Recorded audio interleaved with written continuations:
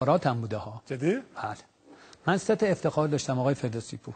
یکی دریافت نشان لیاقت و مدیریت، یکی بردن تیم به جام جهانی، یکی اخراجی. اینا جزء افتخارات منه.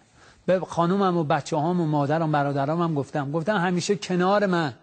اگه خواستین چیزی رو بنویسیم بعد 120 سال، حالا نگم بچه‌ام الان تو خونه گریه کنم بگم بعد 50 سال 60 سال، گفتم کنار بنویسین که من 3 افتخار ورزشیم حضور در جام جهانی، گرفتن نشان لیاقت و مدیریت از آقای خاتمی و داشتن اخراجی در دوره آقای علی آبادی. یه بار اسم بردم مثل این که قول داده بودم اسم نبرم. انواع اقسام عذرخواهی میکنم.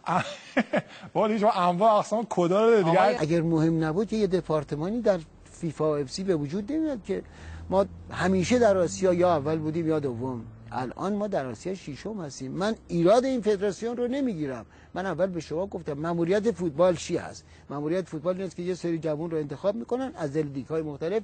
برای چی؟ برای روحیه دادن به مردمی که عاشقانه به این فوتبال عشق می‌ورزند. خب دوستانمون در پخش محبت کردن، یه 10 دقیقه فکر کنم حداقل فعلا به ما اضافه تر دادن، ببینیم تا باشم بیشتر به ما لطف میکنن یا نه.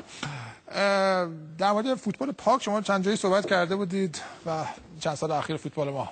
بله آقای فردوسی پور، ببینید ما گریزی صحبت میکنیم، منم سریع ازش رد بشم. ببینید ما میگیم فوتبال پاک، کی مخالف فوتبال پاکه؟ نیست، همه موافق فوتبال پاکن. ولی ببینیم چه عواملی باعث میشه فوتبال ناپاک بشه. پول نیست، در درجه اول پوله. مربی که 25 سال معلمی کرده 20 میلیون نگرفته 400 میلیون میگیره.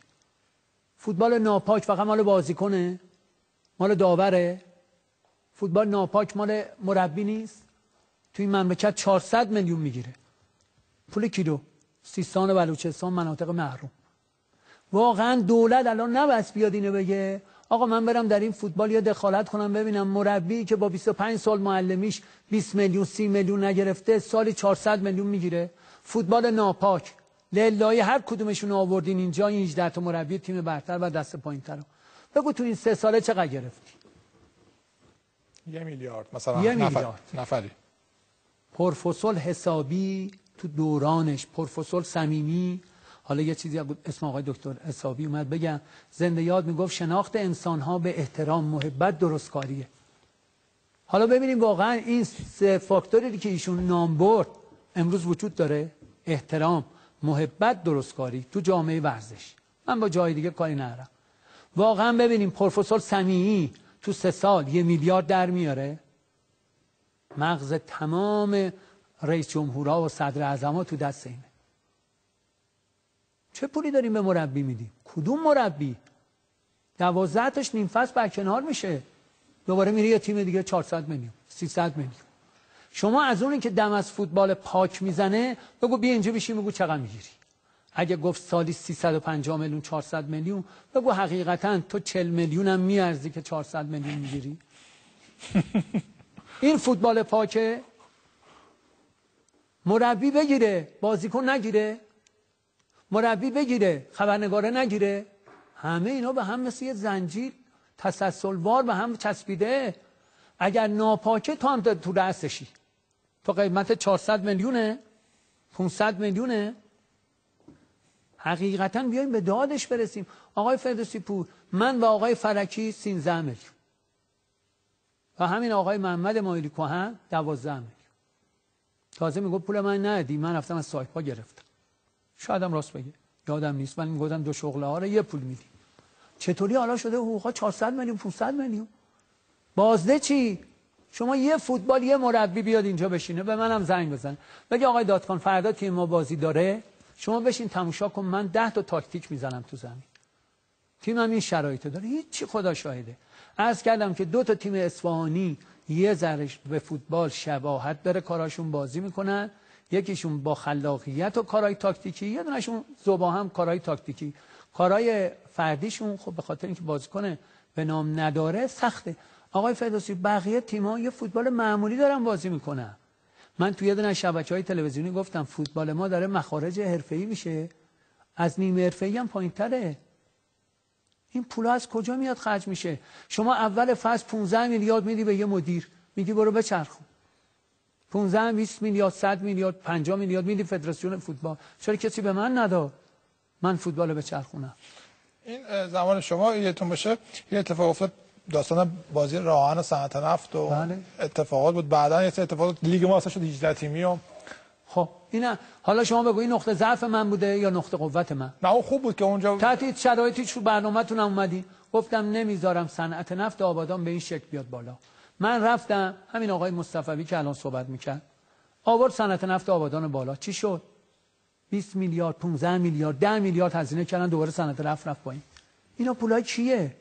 یه سری اتفاقات من اینو مثلا میگم تیم فولاد خوزستان میره امتیاز، تیم سپاهان نوین رو میخره سقوط میکنه بعد میاد دوباره لیگ. اینا نباید باشه. من اینو خب این درسته آقای فردوسی پور. حقیقتا در جهت ورزش یک کسی نه یک مسئول بیاد جلوی این کارا رو بگیره. بعد شما ببخشید یه مربی میاره 400 میلیون میده، مربی قبلیه رو بیرون میکنه، یه مربی دیگه میاره 300 میلیون به این میده، دنبال یه مربی دیگه اصلا بیارن 300 میلیون بده.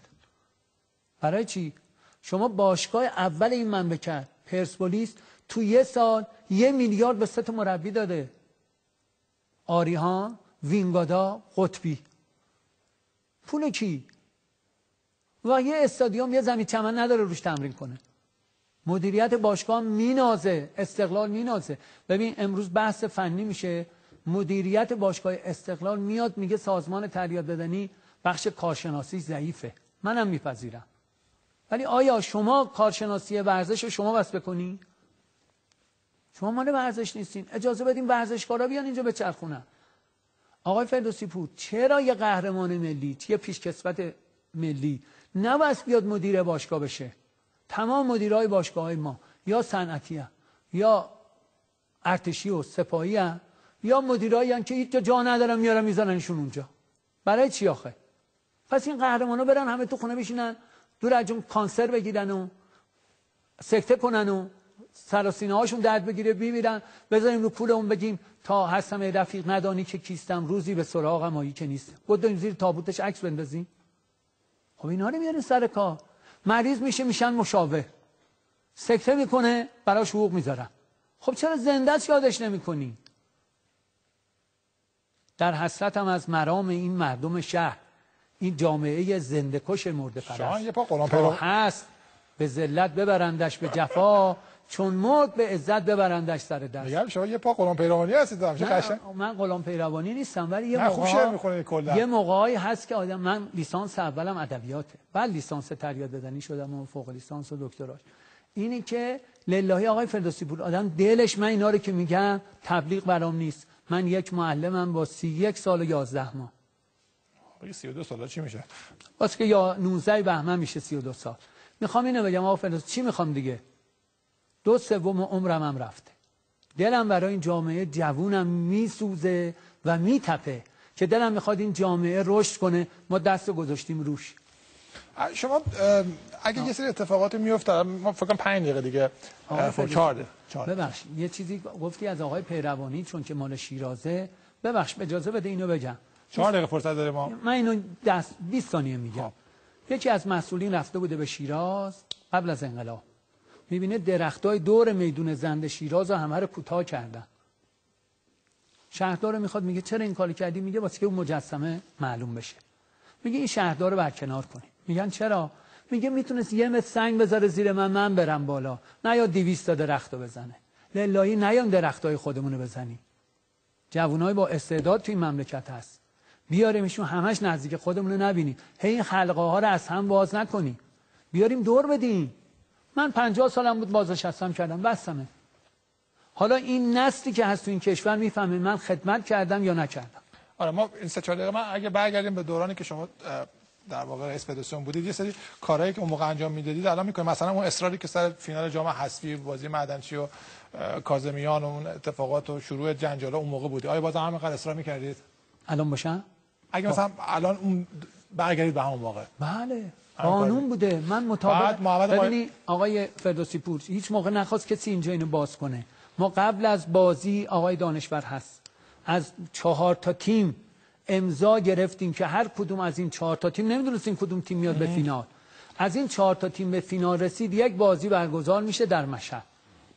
4 تا مدیر عامل امضا دادن. ولی وقتی سپاهان و تیم پرسپولیس اومد بالا، پرسپولیسیا رفتن از طریق سازمان اقدام کنن که 2 تا بازی باشه و یکی از مسئولین دولتی مثلا رئیس هیئت مدیره باشگاه پرسپولیس و سازمان تهیه‌دانی پرسپولیس رو میخواد. منم خودم پرسپولیسی بودم. گفتن این 2 تا بازی بشه. گفتم من بمیرم 2 تا بازی بزنم. یک بازی برگزار میشه در مشهد. اما یکی گفت 1 دقیقه ما وقت داریم. یه سری به سوال پیام کوتاه دیگه برای آخرین بار ببینیم که وضعیت به چه در میشه. برنامه خیلی دیر شروع شد. ما 11 و 10 دقیقه شروع کردیم. حدود 2 ساعت در خدمتتون بودیم. اما آمار جالبی داریم. 1,850,000 نفر در مسابقه پیام کوتاه ما شرکت کردند که 20% به ظرف مدیریت فوتبال، 5% به ظرف فنی مربیان و 75% افت و خداحافظی نسل طلایی اشاره کرد. اگه صحبت خاصی داره آقای دادخان؟ صمیمانه